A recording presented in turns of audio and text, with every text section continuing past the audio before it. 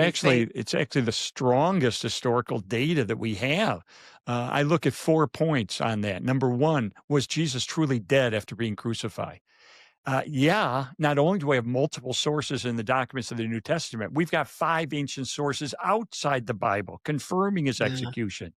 No less of a source than the Journal of the American Medical Association, which is a secular scientific peer-reviewed yes. journal carrying an investigation into the death of Jesus. And their conclusion was clearly the weight of the historical and medical evidence indicates that Jesus was dead even before the wound to his side was inflicted.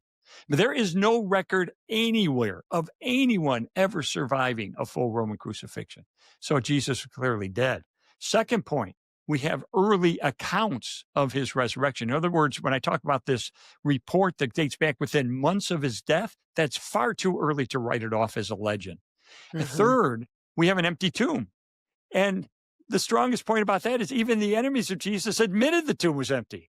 Because when we know from sources inside and from outside the New Testament that when the disciples began proclaiming that Jesus was risen, what the enemies said was, "Oh, well, the disciples stole the body."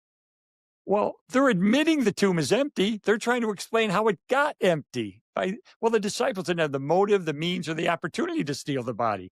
Nobody believed that then. Nobody believes it now. So we have an empty tomb. And then fourth, and this is most convincing to me, most of the things we accept about the ancient world as being true, things about the life of Alexander the Great or whatever that we accept as fact, if you Mhm. dig into it, what you find is that it's based often, most of the time, almost always on one source or maybe 2 sources of information.